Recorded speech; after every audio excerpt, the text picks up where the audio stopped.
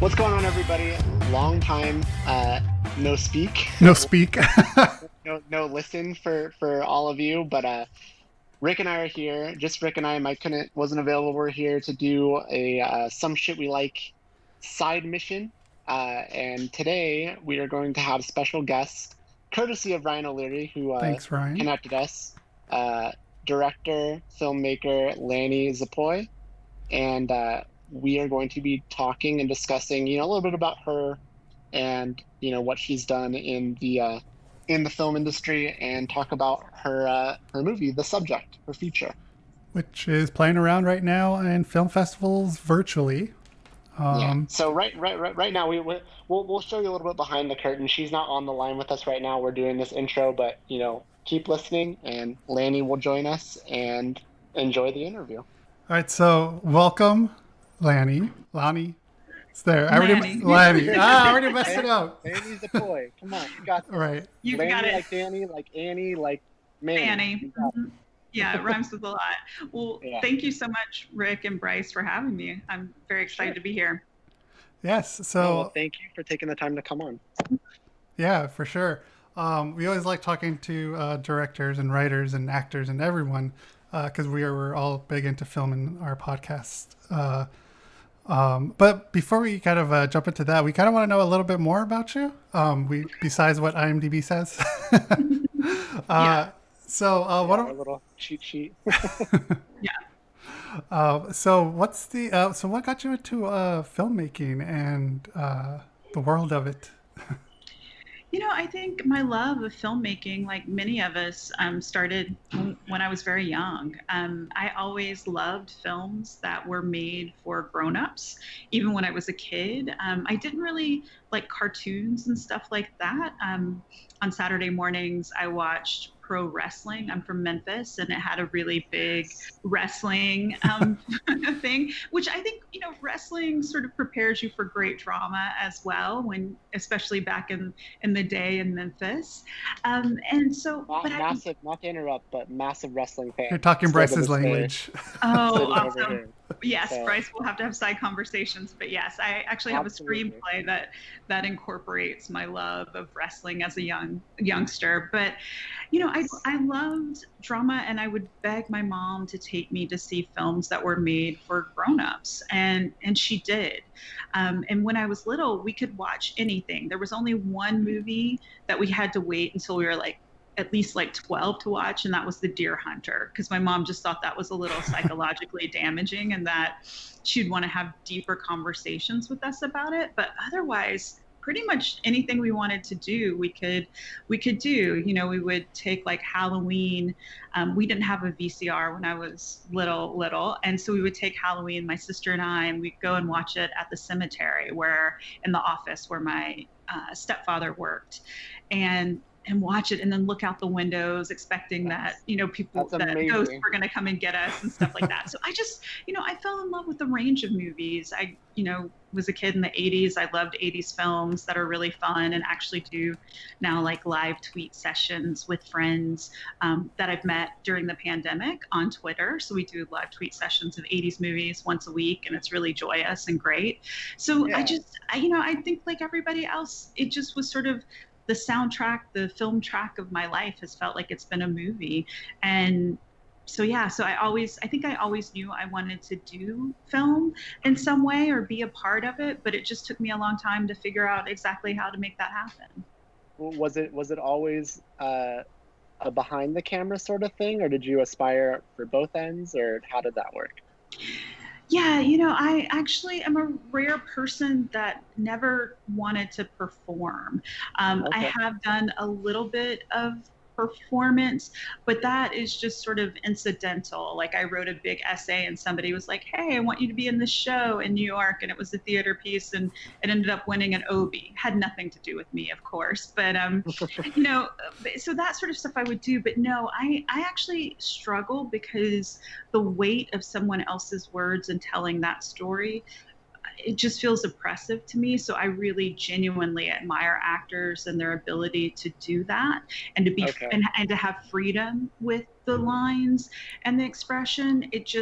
it's just really tough. So I always preferred being behind the camera and just delight in it. And in many aspects of being behind the camera and also producing and bringing things together, that's much more of a natural fit for me. And the world is probably very grateful that I'm not in front of the camera. So don't be so harsh, but yeah, that's good that you have found so many, I guess, things that you're I guess a Jack or a Jill of all trades in this case behind the camera. So yeah, that's good. Well-rounded for sure. Yeah, I try.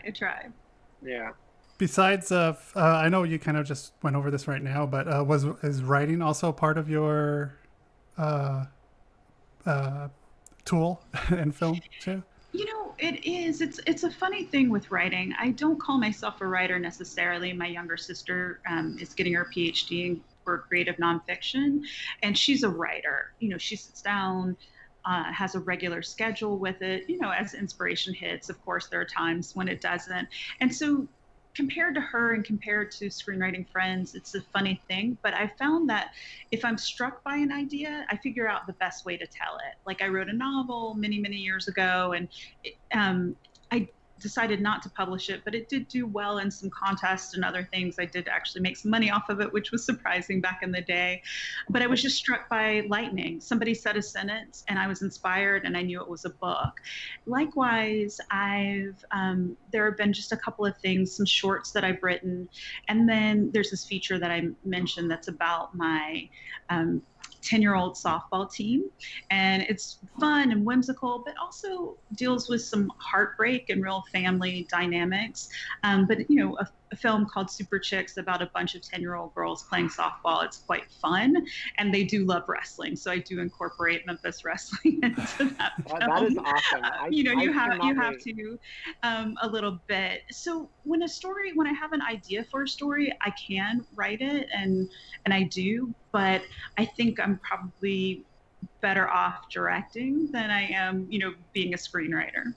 Okay, so directing's that's probably your favorite thing to do, you'd say, behind the camera? Yeah, I think it is. I love producing. I love doing other aspects, other departments.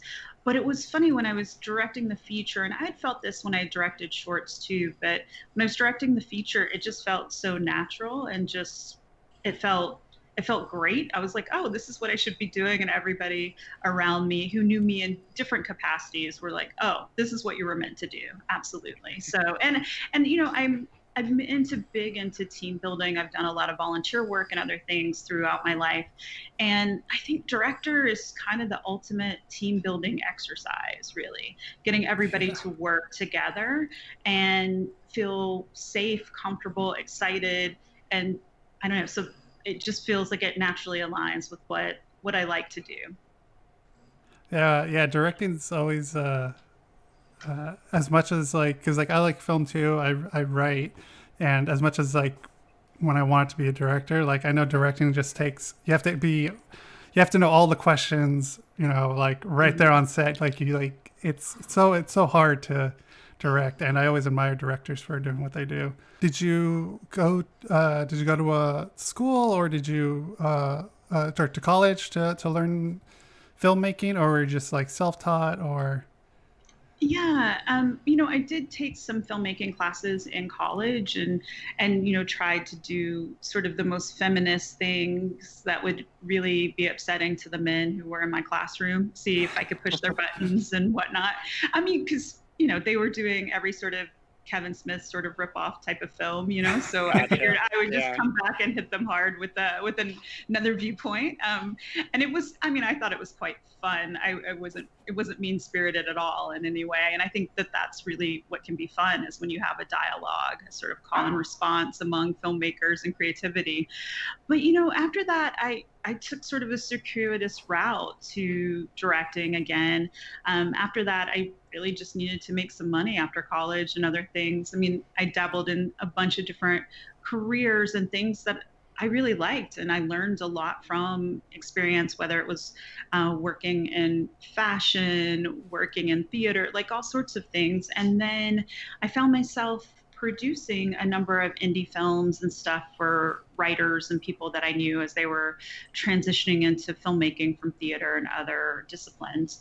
And it was great being on set, and particularly seeing how different directors work was amazing and really enlightening. You see what works for them and you can think, oh, could I pull that off? Well, probably not. Or wow, how did they get that actor to do this? Or how are they thinking? So it was sort of like a film school for about 4 or 5 years of working on different sets.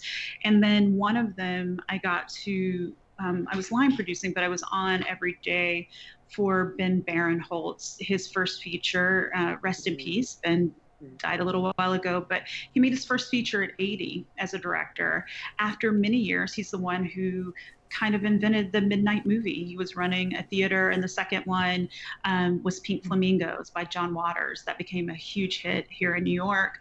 He also had worked with David Lynch and the Coen brothers on Requiem for a Dream. You know, he brought a lot of films to life, and then finally got to make his film as a director. And working with him, first of all, you get great stories. You can't have a career like that and not get great stories. Right. And like that was school in of itself. You could just listen to him for hours and days. But I think also it just sort of ignited in me this desire to direct and try and not be 80 years old when I did it for the first time, a feature. That was like, oh, okay, sometimes the dream never dies. And I think for me, I felt like that was the case, and let's see what I could do to make it happen now. But really, my formal education has been on set, and I think it is a great place to learn. Yeah, I think sometimes the best experience with almost anything in any aspect of life comes outside of the classroom. Like, not to knock schools or classrooms and stuff, but I mean, I've always made the joke that I feel like some of my best education has just come from traveling and going places and experiencing things. So I could totally see how just, not necessarily in film school, but just like being on sets and stuff and seeing like directors and how they're all different and how they all work, and like how that inspired you and stuff and made you, kind of decide that was kind of the direction you wanted to go into. Yeah, thanks, Bryce. I think you're completely right on. That outside experience, it informs us. And I mean, I bring fashion with me, like color is really important. I worked in color for years. And so that goes into talking to the production designer about the colors, that color palette, what that means, how that brings out the character, with the costume designer talking about clothing. So I think we do bring everything that we've done. And I think film school is great. I have been lucky that I've gotten to speak about this film with a couple of film schools. I'm sorry, that's my phone. And okay. But it's been really, I think that those film schools have been great. And talking to those students, they get such a great experience, and they get the history of movies and shot making and all of that. But I do think there is nothing that can replace real world experience of being on a set. Yeah, I definitely agree with that wholeheartedly. Yeah, that's what I've heard from other directors too. They tell you mostly just get on set. Don't like school. Yeah, is important, but getting on set and getting that experience is much more valuable than just reading about it. Oh, completely, because it's so different. And I always tell people, try and get on a variety of sets. I've worked in indie film primarily, and that's really different than working on something that's like Jurassic World. Try and see if you can get on as many different sets and TV and whatnot. First of all, you might find that there's something that you like, that you weren't expecting to like. More than something else. Or you might think, like, the big set, not really for me. I want to do more the indie thing. Or you might think, oh my God, Crafty is so much better on the big movie set. Like, that's where I want to be, or whatever it is. Like, it's just, you learn a lot, and it tells you where you really fit in and what really excites you. You were nice enough to let us see your film, and we both watched it. We both definitely enjoyed it. Well, I don't want to say I made the mistake, but I wanted to watch it as close to doing this as possible. And me really not knowing anything about it going into it. In fact, I don't even know that I read the description. I was like, I'm just this blind. Like, wow, this is definitely some heavy stuff to watch first thing in the morning, because we're in California. So right, yeah. Like, oh my God, I'm feeling so many things, and it's not even noon. Like, what the heck? Well, thank you both for watching it. And yeah, exactly. It's maybe not a breakfast film in some ways. It's not wrestling like I used to watch in the mornings. Yeah, exactly. For sure. But yeah, definitely. Rick, I don't know what you were, I don't mean to take over. I don't know where you were going with that, but I guess I'll say something since I'm speaking. So how did this project fall into your lap or end up in your direction? Yeah, there was a lot of luck.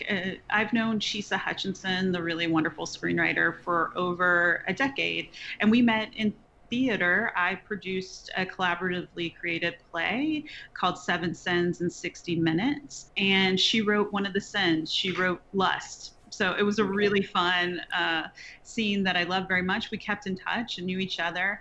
And I was looking for something to direct. And this was a script that she sent to me. And I just couldn't stop thinking about it. It really punched me in the gut and and in the heart too. And I just thought, wow, this film has something to say.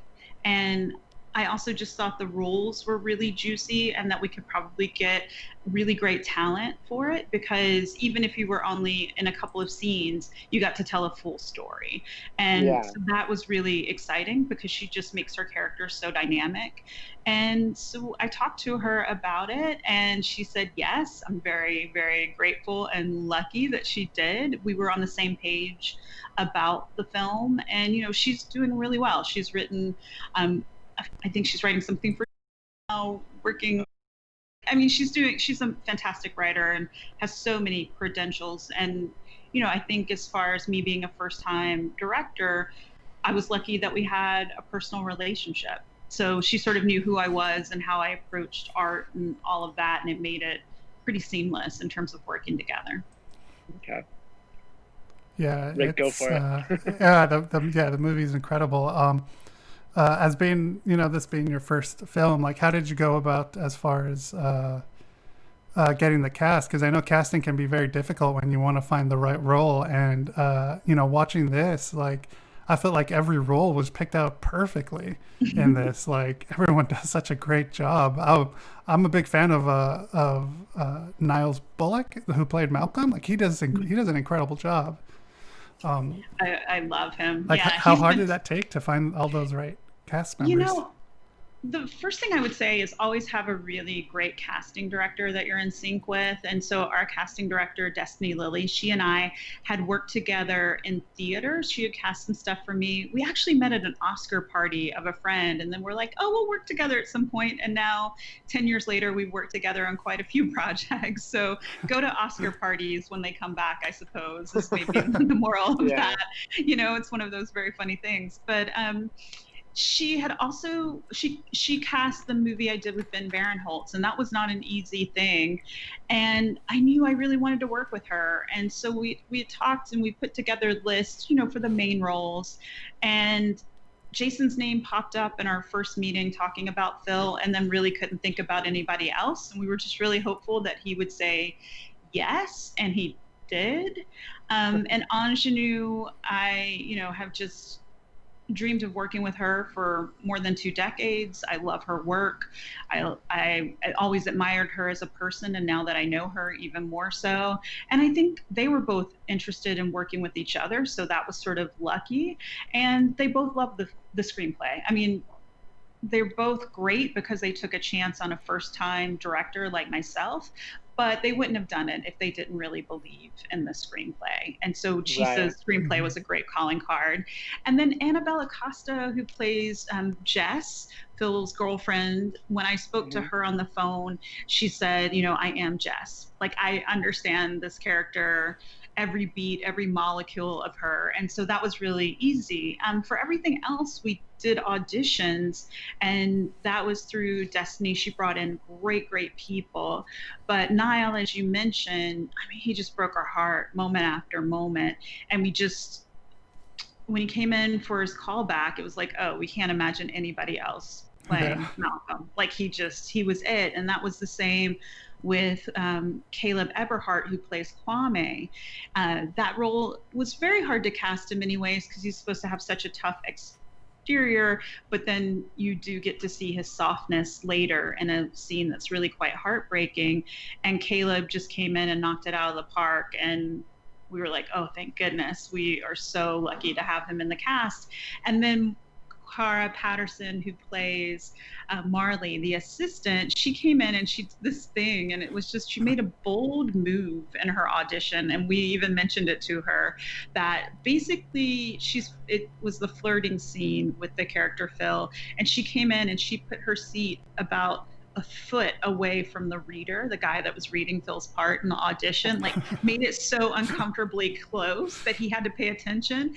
And then she did the move that she does in the movie. She took off her jacket and so it was so great that we were like, bring that costume to set. You're going to wear that and you're going to take off the jacket in the same way. Cause it was just, as she came in, she was just so dynamic, and we were like, yes, absolutely. And then everybody else, it was sort of the same. And one of my favorite things is there are two guys hanging outside a liquor store. One of them I had worked on a piece with Destiny years before that she had cast for me in theater. And so I just called him up and said, hey, I've got this like one-day role. Would you want to do a movie with me? He said, yes.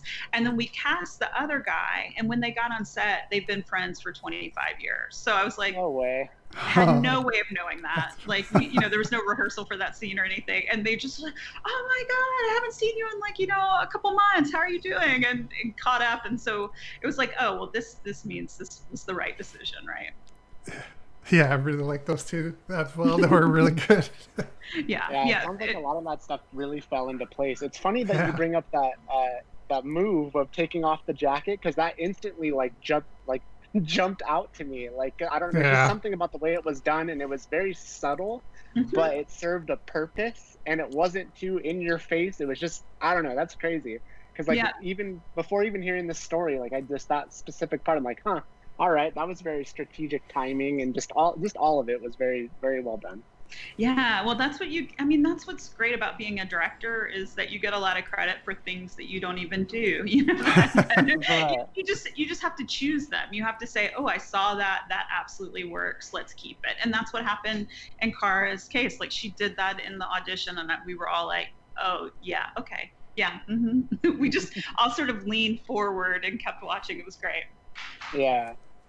And then as far as Aunjanie Ellis goes, I'm sure I'd probably seen her in other stuff, but I'm just not remembering. But I actually had just finished watching Lovecraft Country, so that's that's my first real exposure to where I'm like, I know who this is. And so when this came up and Rick brought it up to me, like, oh, I'm totally watching Lovecraft Country right now, and she's fantastic. I mean, she just jumps off the screen, and I really enjoyed her a lot in this as well.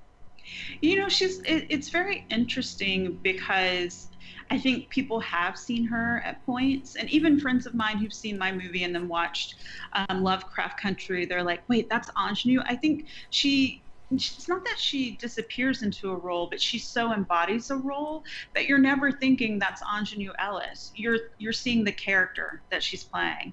And I think that's really important. And she speaks out on a lot of social issues and stuff, but she's not necessarily caught up in the PR game. You're not going to see her in People magazine every week or something like that. And nothing against anybody who does that. But because of that, we have a relationship with the characters that she plays, and that's really powerful.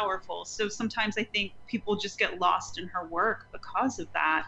And I mean, to my mind, she's one of the greatest actors we have working today. And every day I was just gleeful to be on set with her and to see the magic that she and Jason created and the trust that they had working together. It was as to me, as good as well as it turned out in the film. To be able to watch that up close and be in the room was an experience I'll never forget. Yeah, this is actually the first thing I've ever seen her in, because I've never seen what Bryce has seen. So yeah, when I was watching it, by the end of it, I was like, the movie was great. Like, kind of like what you said, it hit me in the gut really hard. And the acting between or the characters, Leslie and Phil, like, they're like that. I mean, I don't know how much I could get into like the spoilery part of it with right. I really don't want to give anything away, but like their dynamic and their scene was just, it was like this, power grab at who has the power, who has, control of the situation. And it just, it just kept me guessing the entire time. Like, the way you directed that scene was just incredible. The blocking of it, of how they move around, like when she's sitting on top of the couch rather than sitting on the couch, and then Phil is sitting on the couch. It's really good. Like, how long did that whole, that scene take to get just right? Yeah, well, thank you, Rick, for noticing that, because that was really intentional and great. We had 4 days to shoot that scene, and we shot it with 2 cameras for a variety of reasons. It felt like if we dragged it out any longer, it's such an emotional scene that it would be really hard to do that to the actors, and probably would lose a little bit of urgency and steam in that regard. But we shot. It was very funny. It was really a short process because Aunjanie was coming off another project. We were already in the midst of shooting the subject, so I'd been working with Jason for a couple of weeks, and then we had like a 3-hour meet and greet rehearsal, go through the script, go through the blocking, go through the beats. A little bit of costume stuff with Aunjanue, and the next day we were on set ready to shoot. And we did shoot in order. I think it would have been really confusing not to do that. And so we shot for 2 days, and then we had a day off, and then we had a day where we shot something else with Jason, and then we came back and did the final 2 days.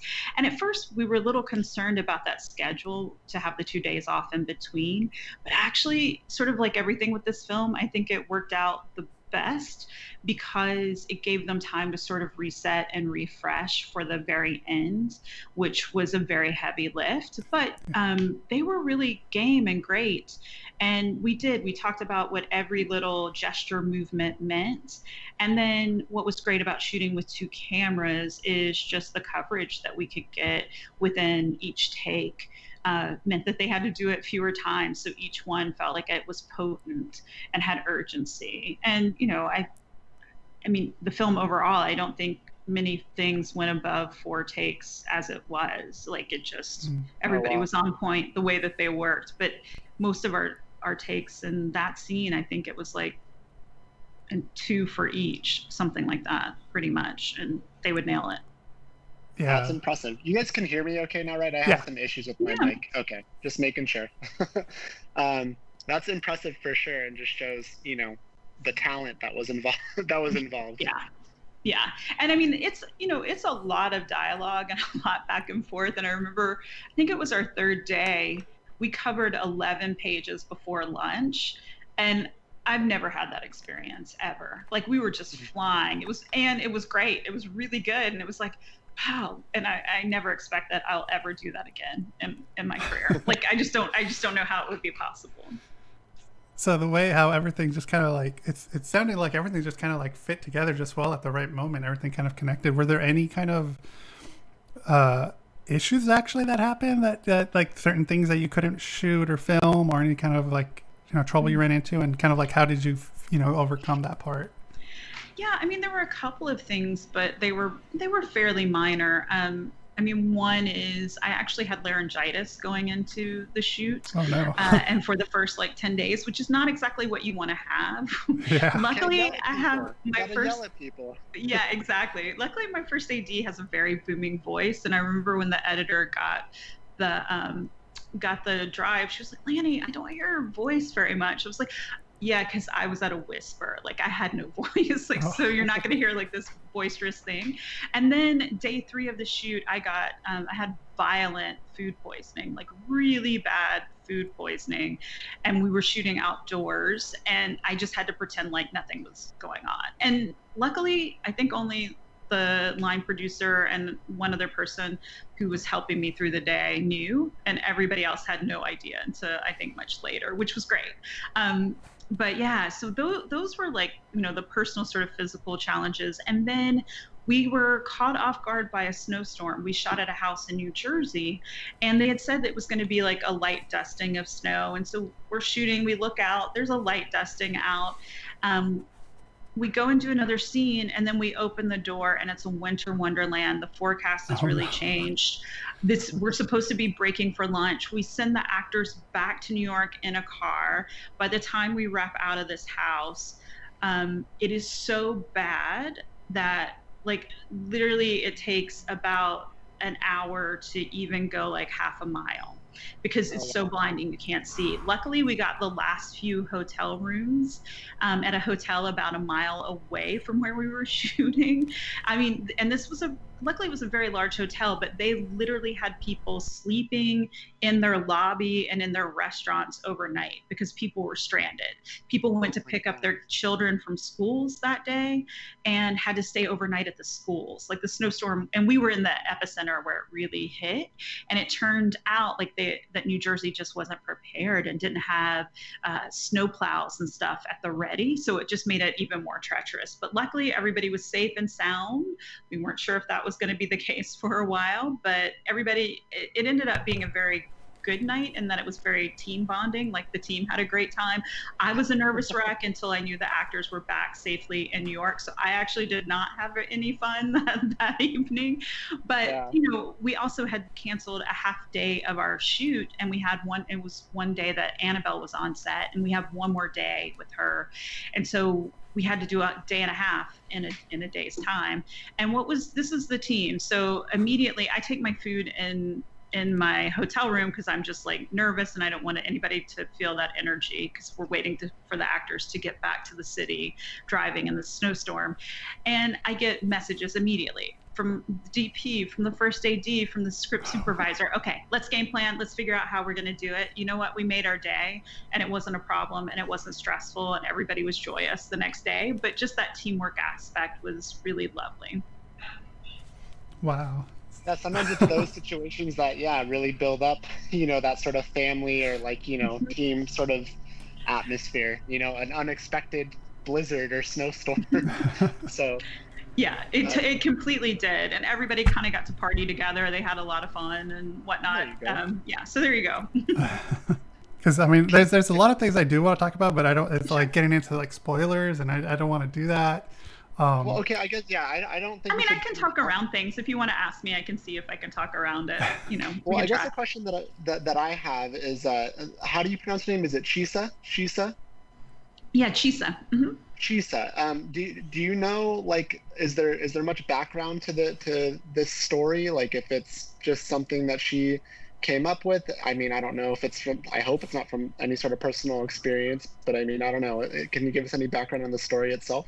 Yeah, I can actually. So, yeah, when we talk about the subject, it feels like it could be a documentary. People are like, is it a documentary or is it fiction? Yeah. And, there are a couple of things that inspired it. One is she was watching a news segment where a reporter, and she uses quotation marks when she tells us, pretended to be homeless for a week. And there was something about that, which I understand, deeply upsetting to think about this pretending to be homeless, like that you think somebody else's life. And so that got the wheels sort of spinning in one way. And then she had always been struck by, there was this photograph in the 1990s called Starving Child with Vulture. It won the Pulitzer Prize, and it was taken by Kevin Carter. He was part of the South African Bang Bang Club of photographers who went to areas of the world that were really in trouble and in danger and took photos. And so he went to Sudan and he took this photo of a very emaciated toddler, like distended belly, like skin and bones otherwise, leaning over as the child was trying to walk to a UN barge for food. And behind the toddler was a vulture. And he said that, before he took the photo, he was hoping for about 20 minutes that the vulture would open its wings because it would be an even better photo. And when the vulture didn't do that, he reportedly took the photo, shooed the vulture away, smoked a cigarette, and then left. There were other people with him, but he went to photograph other things. And when the photograph was printed in the New York Times, immediately a flood of calls came in. They wanted to know what had happened to this toddler. Had the toddler gotten to a center for food? It turns out that the toddler had somehow made it, but then reportedly died at like 13 of malaria a few years later. But this really stuck with Chisa as the thought of like, you get your picture, you're the artist, you're the photographer, you're whomever, the documentarian, and you get this piece of art. But what are you doing for your subject or for the people that you are sort of cannibalizing while creating? And so that really stuck with her. And people who know this story have a couple of people have come up and said, you know, it reminds me of, and I'm like, well, there is a reason why that it does, is that is part of the inspiration. Okay. I mean, yeah, it definitely feels, you know, like exploitation, you know what I mean? Like maybe it might seem harmless enough, but I mean, yeah, like when you look at it from the other way, I mean, in some ways you're exploiting, you know, the subject, you know, not pun intended, I guess, or whatever art is in front of you. I think that's completely right. And I think that's really the question that's at play. I mean, in Kevin Carter's case, he won the Pulitzer the following year, and a few months later committed suicide. And, you know, I don't know that it was directly related to that particular photograph. He had seen a lot of really awful things. Another one of his friends who was in the Bang Bang Club had been killed by fire while covering what was happening. And so there's a lot, you know, that you think about. And Kevin Carter's family and friends have defended him that that's his right and that's what his responsibility was, to document what's going on. And Phil says that in this film, like, you know, that's what my job is, that's what it dictates. But I think now we do question, well, do you separate yourself from your job and what you're supposed to do?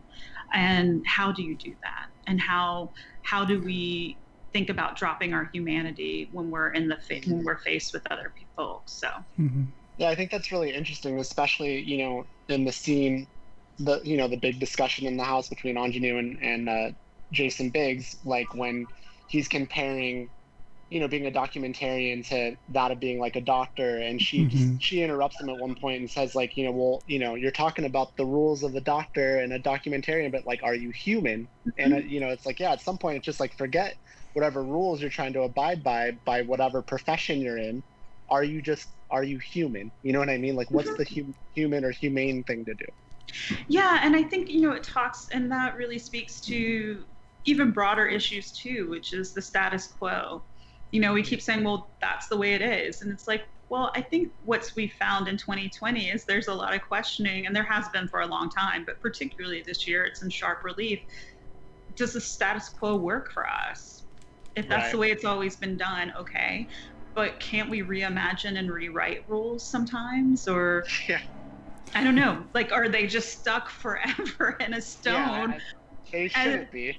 Yeah, exactly. And so I think that the film really delves into that, and, you know, we wanted to show the other side, and I think that Phil definitely does that, but we also see him grappling with the toll that it takes on him and on those he loves, and also on the consequences for Malcolm in this film. And I do think that does weigh on him a little bit. Yeah, and that part between with him and Malcolm and on the stoop, and just talking about that whole scene itself just rips me up inside when I watched it. And, you know, again, talking about you know, he has a chance to, you know, having a chance to change someone's life compared, and Malcolm questioning it, you know. It's like, that's another thing. I know, Bryce, you mentioned the other scene, but that's one of the scenes that I thought about as you guys were talking about that, because that's you have a great film. It's so good. Thank you.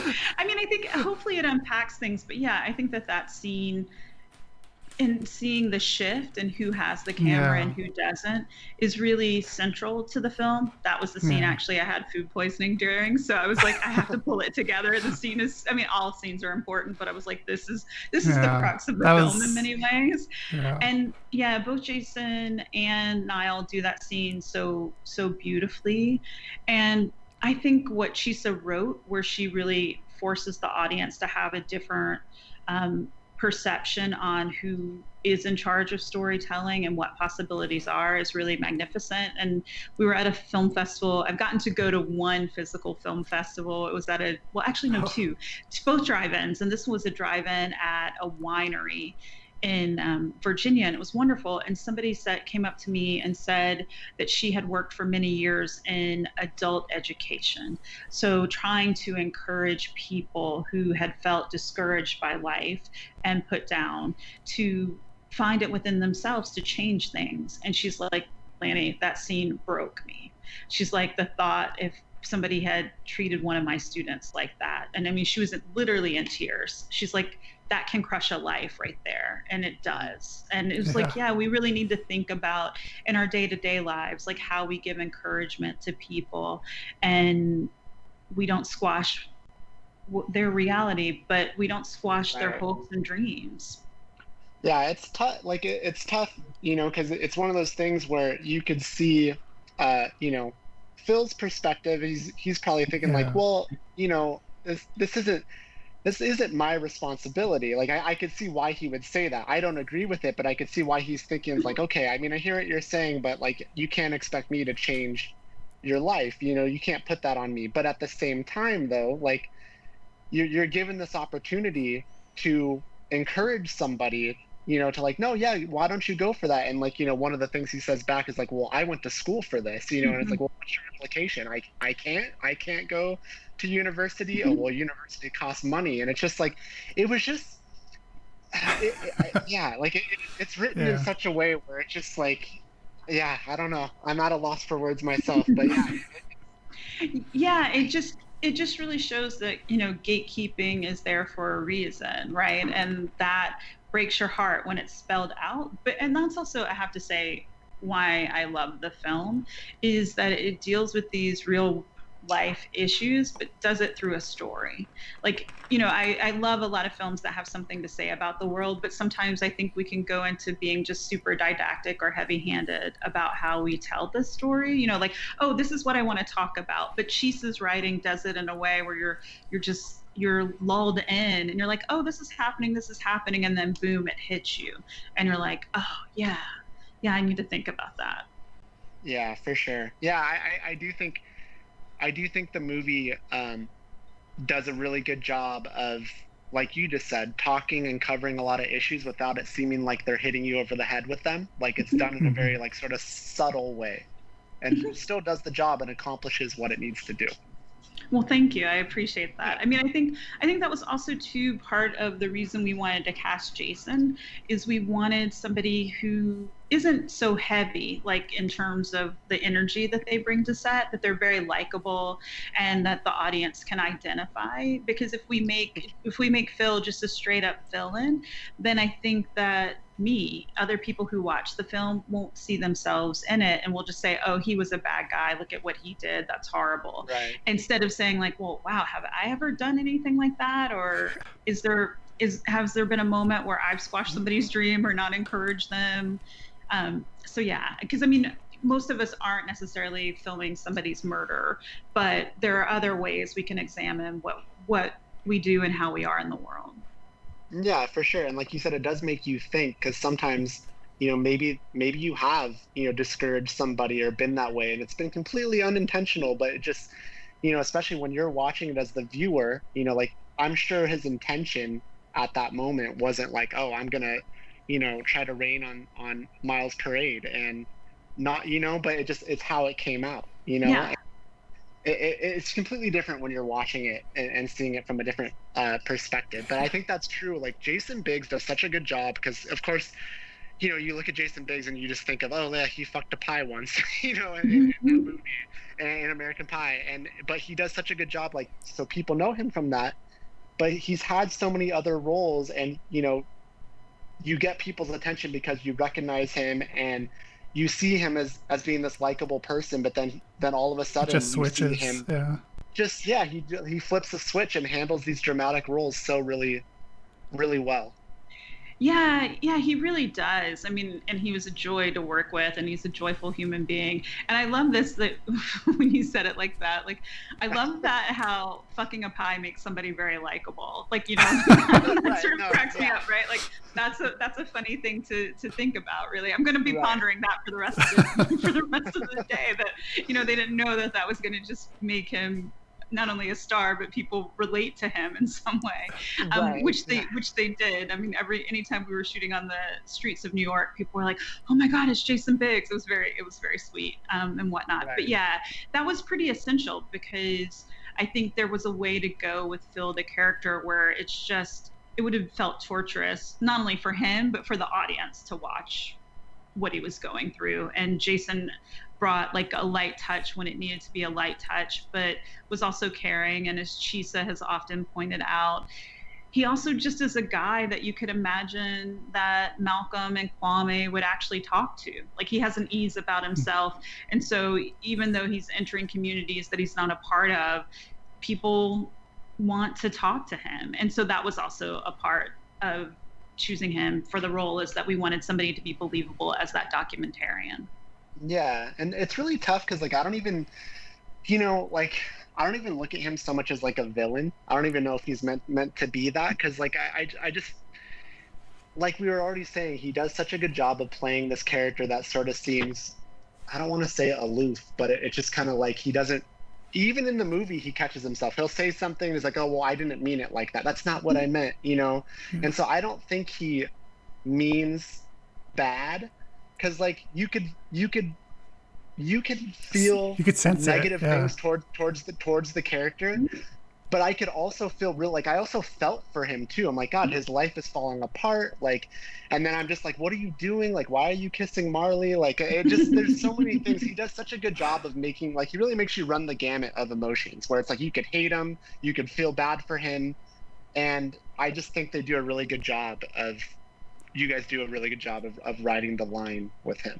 No, well, thank you. I appreciate that. And speaking of Marley, we did show the film in a theater right before the pandemic hit, to cast and crew, and we invited our background talent to come and watch.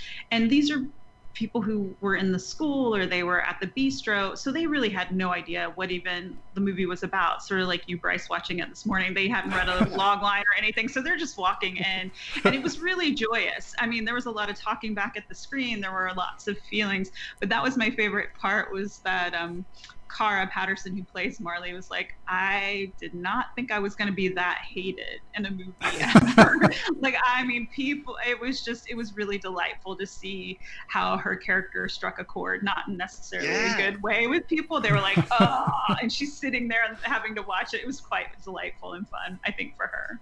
Anyway. No, yeah, because I don't feel like, you know, her character herself, like, I don't really feel like she's, you know, unlikable, but you already know Phil, you know, like, you're familiar with him and his relationship, and now here comes this girl, and, you know, it's just, yeah, that's really funny, because I felt like I sort of had those same feelings. I'm like, okay, good, Marley's gone, you know, she just caused problems. Yeah, absolutely. But yeah, Cara does such a good job of being that sort of cutthroat filmmaker who's going to go after whatever she wants at any cost, essentially.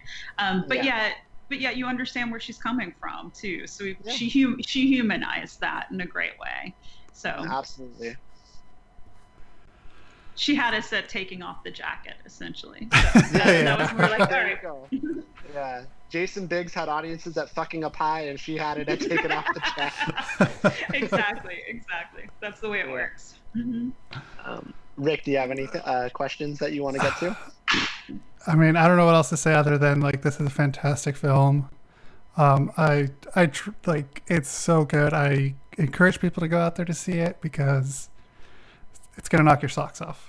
It's gonna hit you in the gut, really. I guess with that, Lanie, I feel bad because I feel like we barely said. So this is called The Subject. We will say this. Yeah, I know. I'm sorry. I should have talked about the film, the movie, all this other stuff. But yeah, Lanie, I guess tell people when they could see it, how they could see it. Tell us a little bit about that. Yeah, thank you. So yeah, The Subject. the best ways to connect with the film are either through our website, thesubjectmovie.com, or on Insta or Twitter. It's at the subject film. I know those two are different.